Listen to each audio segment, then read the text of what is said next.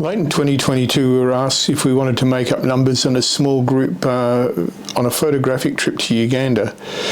That area of the world was on our maybe one-day list, so we agreed, and the trip was scheduled for early 2023. I have to admit having some trepidation, as I'm old enough to remember all the political problems in that area of the world, Idi Amin and all that, but I have to say right now that those concerns turned out not to be justified. Given the logistics of getting to Uganda from Western Australia, no, it's not just a hop across the Indian Ocean, we decided to extend the trip and do a few weeks in Namibia while we're in Africa. So a quick summary, Uganda has been organised as a wildlife photography trip from the UK. We Aussies are there to make up the numbers and we'll meet in Uganda. The entire party, including our driver / guide, is 6, so not a coachload of tourists disrupting everywhere we set foot. Renato is the main organiser of the trip and Robert is the guide driver from the Great Lake Tours, the Ugandan company Renato organised transport and accommodation with. Transport will be a diesel 4-wheel drive Toyota HiAce van that will transport us and all our luggage over roads ranging from smooth highways to some, how shall we say, challenging back roads that many 4-wheel drive safari documentaries would be proud of. So off we went for a 10-day trip over 2 hemispheres that turned out to be unforgettable for all the right reasons. At the end of the Uganda leg, the British contingent headed off back home while we Aussies hopped on a jet and went south to Namibia for a 5-week self-drive trip. I was inspired to try this by a couple of YouTubers, specifically Norrie Schoenmaker, also known as Itchy Boots, and Andrew White, whose channel is 4X Overland, links below. Namibia turned out to be completely different but equally as wonderful. The following videos are a story of our entire 7-week trip. Note, I had no intention of creating YouTube content on this trip. In Uganda we were limited in space for equipment and baggage we could take, plus baggage limits on internal flights in Africa. This meant I could take a minimum in camera equipment. In Uganda, I had more opportunity to take video because we were being driven around or walking, but in Namibia I was driving, so less video. In both locations, there was not much footage of the local people in general. They don't like cameras in their faces all the time. I snuck in what I could discreetly, but there are a lot of scenes I did not video that I would love to. The vibrant town life especially is nothing like we experience here in Australia, but I've only glimpses of that, sorry. Hopefully we've been able to cobble together enough to make the videos interesting. For continuity, check the description of each video and it will have links in order of video just so you can see them in the correct order. So let's get started. First leg is Perth to Dubai and then to Kampala to get the trip underway.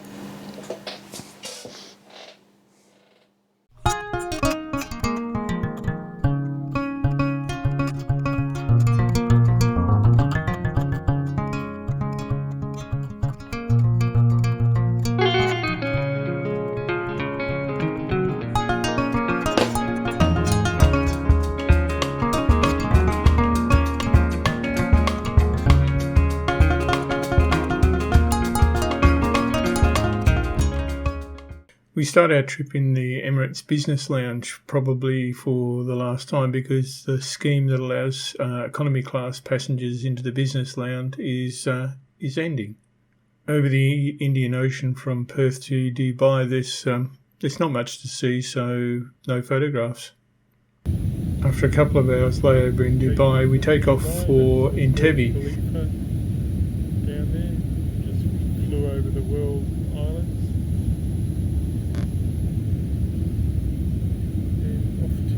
Entebbe to see if they've got decent coffee.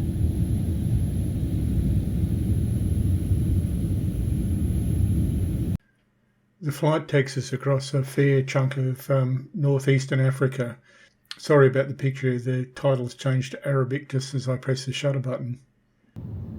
We cross Lake Turkana in Kenya. Don't know how much you can make out, but that's Lake Victoria over there in the distance above the clouds. We'll see much more that it's pretty overcast.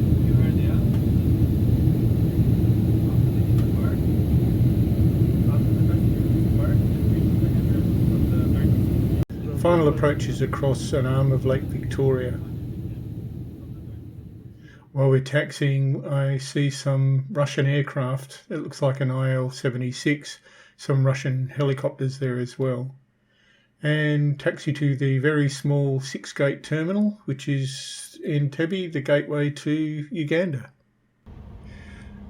Robert, our guide and driver, picks us up in the airport in the 4-wheel drive Hi-Ace minibus that's going to be our transport for the rest of the trip. We head off down the freeway from Entebbe to Kampala, which is about 50 or 60 kilometres.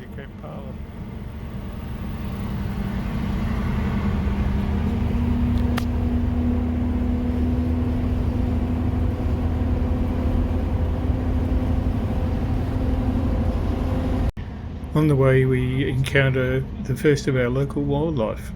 A marabou. Oh wow! Yeah, look at them all standing over in the paddock there. Okay, so that's one bit of That's a marabou stop. Yeah. one bit of What's he looking? I can't see. is like, what are you looking at? Because there's an abattoir there. Ah. So, because there's an abattoir, guys, the city and more around there.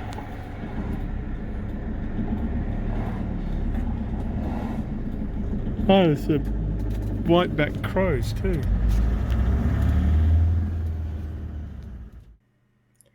We were staying at the Speak Hotel off Nile Avenue near the centre of the city. If Nile Avenue sounds like a peculiar name, you have to remember that the source of the Nile is in Uganda, not far from Kampala. We had decisions to make: what food to order from the restaurant, what mocktails and drinks to order, and then we could finally go for a wander around town. Kampala is a big city with an overall population of about 8 million people. Traffic is very, very busy, and crossing the road was fraught sometimes, although nobody was particularly aggressive and they didn't lose their temper at you if you made a mistake. They'd just stop and let you cross.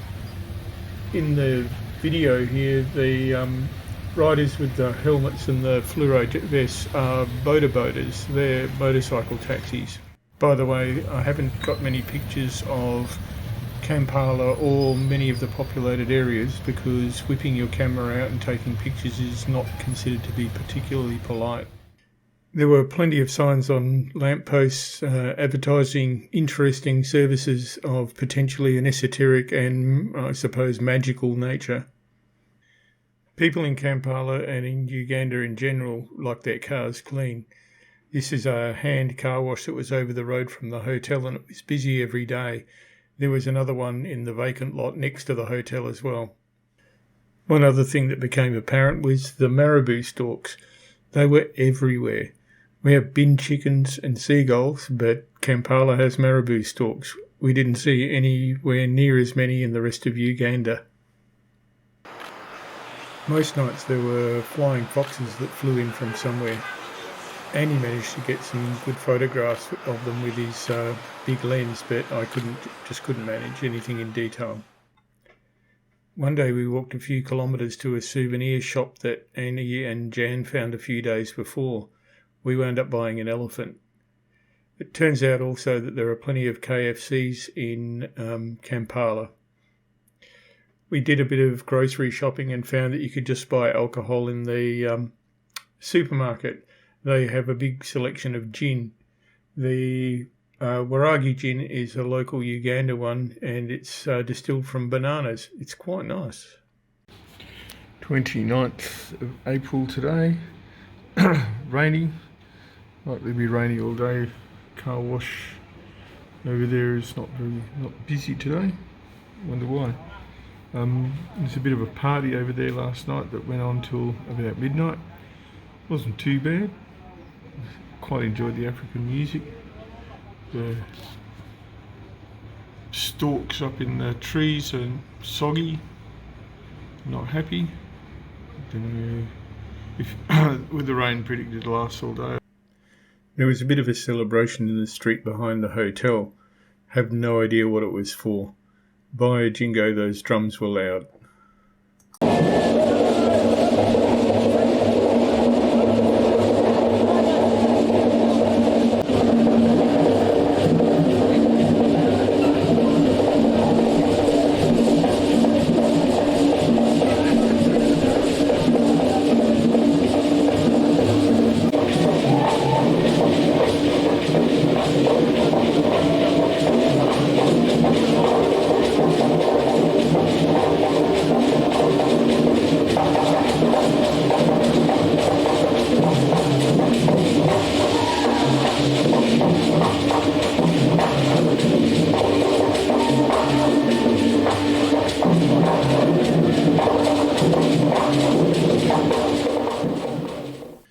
The next morning it was time to leave. We packed up all our luggage. Yep, this is the lot that is going to have to see us through 6 weeks. And waited down in the business lounge for Robert to pick us up in the mighty green Hi-Ace van. Our next destination was Nkema Lodge, which is not very far away by road, but we had to skirt around Lake Victoria. And from there we are going to go shoebill watching or shoebill finding.